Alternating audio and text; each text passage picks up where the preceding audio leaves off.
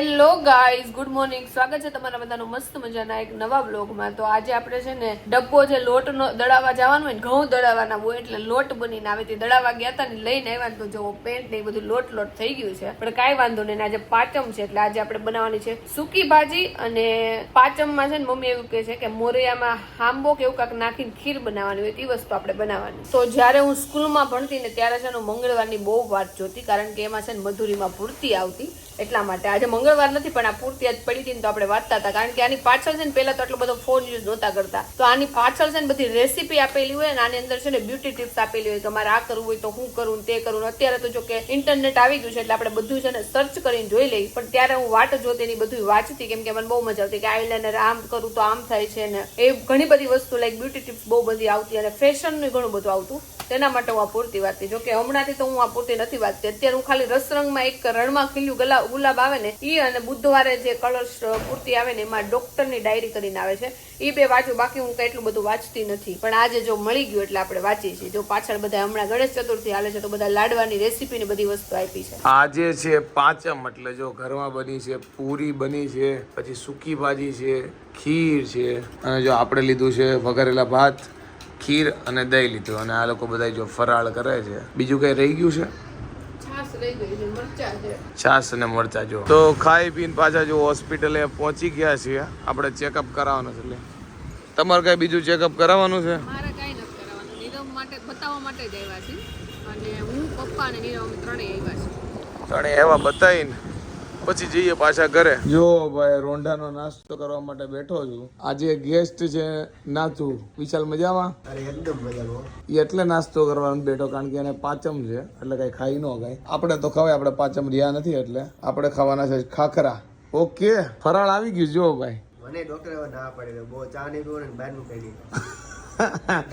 આ બહારનું છે નહીં એટલે બહાર તને નહીં જોવા મળે એવું કઈ નહીં.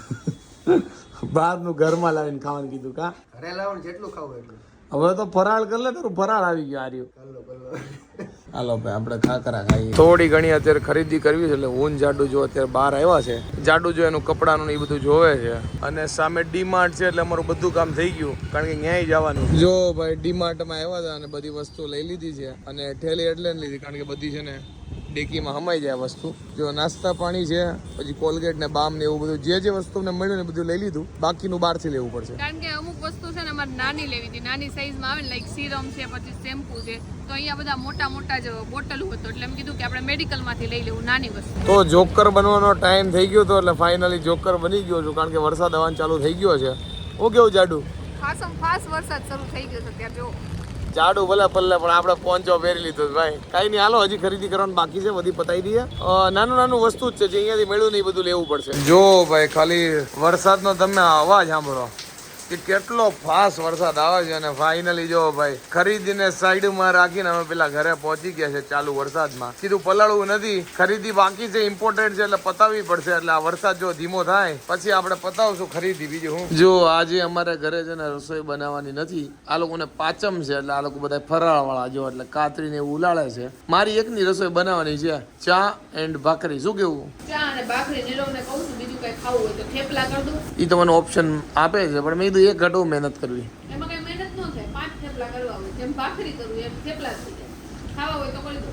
કઈ નહીં વિચારીએ. ચા મારું તો ચા ને ભાખરી ખાવાની ઈચ્છા છે, પણ તું થેપલા કે તો થેપલા ખાઈ લો. મારે એવું કેવું છે નીરવ ચા નો ખાય હોય એને શાક વઘારી દો, પણ એને શાક ખાવું નહીં. ચા કરતો સારું. હાલો બીજું તો હું મારું કઈ હાલશે નહીં. તો શોપિંગ અડધી પડતી થઈ ગઈ છે, અડધી બાકી છે. હજી કપડા બપડા બધું ઠેલામાં ભરવાનું છે, કારણ કે હું ને જાડુ 1 મહિનો બહાર જઈએ છીએ. ક્યાં જઈએ છીએ એ લોકો તમે કમેન્ટ કરો અને ગેસ કરો કે ક્યાં જઈએ છીએ. લગભગ 1 મહિનો અમે બહાર જઈએ છીએ, એટલે જ જો આજ શોપિંગ કરવાનું એવું બધું નીકળ્યા હતા. તો ફાઇનલી નેક્સ્ટ બ્લોગમાં તમને કંઈક અલગ જોવા મળશે. તો કઈ જગ્યાએ જઈએ છીએ કોમેન્ટ કરો. તો નીરવે છે ને રાતનું ડિનર કરી લીધું છે. રાતનું ડિનર તો સવારનું ડિનર આવે. તો એ ડિનર કરી લીધું છે અને વરસાદ રહી ગયો છે તો અત્યારે અમે બે જો પાછા ખરીદીમાં જે થોડી ઘણી વસ્તુ રહી છે એ લેવા જઈએ છીએ.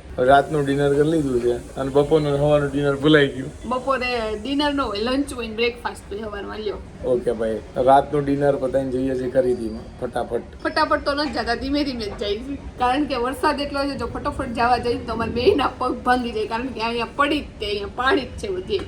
જો ભાઈ ઠેલા ભરવાના ચાલુ થઈ ગયા છે, યાદ કરીને બધી વસ્તુ નાખીએ. જો આમાં મારી હેરની બધી વસ્તુ નાખી છે, જાડુએ કપડા નાખ્યા, મેં મારા નાખ્યા, બધી વસ્તુ કોઈ ભૂલાય નહીં એની ખાસ ધ્યાન રાખીએ. જો અને ઠેલી વધારાની હોય બધું એમાં નાખી દીધું છે. તમને એમ થતું હશે કે અચાનક આ લોકો ક્યાં જાય છે, તો એ તો વસ્તુ ગેસ કરવાનું છે. બધા લોકો ગેસ કરવું જોવું કેટલા લોકો સાચું ગેસ કરે છે, કેટલા લોકો ખોટું ગેસ કરે છે. જે કપડા વાળો ઠેલો હોય તો ફાઇનલી બધું ભરાઈ ગયું છે. જો કે થોડું ઘણું રહ્યું હશે 2-5%, એ અત્યારે ભરી દેશું. પણ આપણે સાધન વાળો ઠેલો ફટાફટ ભરી લઈએ. જો કે એટલું બધું કઈ ખાસ છે નહીં, જે બેઝિક વસ્તુ લઈ જાવ નહીં લઈ જાઉં છું. કઈ નહીં, હાલો ભરી દઈએ ફટાફટ. અને વરસાદ બહાર બંધ થવાનું નામ નથી લેતો. બોલો હજી વરસાદ આવે છે, ક્યારનો આવે છે. તો સુસવાટા બોલાવી દીધા. આપણી એસેસરીઝ નો જો બેગ ફાઇનલી રેડી થઈ ગયો છે. થોડું ઘણું નાખવાનું બાકી છે, જે અમારા બેડરૂમમાં પડ્યું છે. તો એ બધી વસ્તુ નાખીને પછી બંધ કરી દઈએ અને આરામથી સુઈ જઈએ. બધાને કેવું હોય કે ખાલી કપડા અને એ બધું વસ્તુ ભરવાનું હોય. મારે કપડાનું એક ઠેલું હોય અને એક મારી પર્સનલ બેગ હોય. બધી એસેસરી લાઈક જે બી વસ્તુ વિડીયો એડિટિંગમાં યા તો વિડીયો બનાવવા માટે જરૂર પડતી હોય બધી વસ્તુ આરે લઈ જવી પડે. કારણ કે ડેઈલી વ્લોગિંગ કરતા એટલે બધી વસ્તુ ઘરેથી જયારે બહાર જઈએ ને લઈ જવી પડે. ઘરે તો આખા સેટઅપ જ હોય એટલે વાંધો ન આવે, પણ બહાર બધું જરૂર પડે. તો વાગી ગયા છે 11:15 ને અમારું બધું પેકિંગ થઈ ગયું છે. અને આજે તે દર વખતની જેમ એન્ડમાં જ આપણે બધું પેકિંગ કર્યું છે. અને આજે કેવું થયું, સવારમાં અમે એવું નક્કી કર્યું હતું કે સવાર જે ખરીદી કરવાની છે ને કરી નાખી. પછી એવું વિચાર્યું કે બપોર પછી કરશું, પણ અમે 2 વાર બહાર નીકળ્યા તો બે વાર એટલો વરસાદ આવ્યો ને કે ફટાફટ જે વસ્તુ લેવાની લઈને ઘરે આવી ગયા. સૌથી મેન મારે છે ને સવારમાં ખાવા ગાંઠિયા લેવા હતા, પણ એ ગાંઠિયા નથી આવ્યા. પણ કાંઈ વાંધો નહીં, તો બીજી ઘણી બધી વસ્તુ આવી ગઈ છે. જો થેલાય પેક થઈ ગયા છે તો હવે ફાઇનલી આપણે છે ને હુઈ જાવું. તો આઈ હોપ કે તમને અમારો આજનો આ વ્લોગ છે ને બહુ ગમ્યો છે. જો ગમ્યો તો લાઈક કરો, મસ્ત મજાની કોમેન્ટ કરો, અમારી યુટ્યુબ ચેનલ સબસ્ક્રાઇબ કરો અને ફેસબુકમાં જોતા તમને ફોલો કરવાનું ભૂલતા નહીં. અને આજ મને યાદ આવે છે કેટલા દિવસથી મેં વ્લોગનો એન્ડિંગ જ નથી લીધો, એટલે મને બહુ અલગ લાગે છે કારણ કે હમણાંથી નીરવ જ વ્લોગનો એન્ડિંગ લે છે. તો તમને બધાનું મારા તરફથી કહી દો સારાંગે.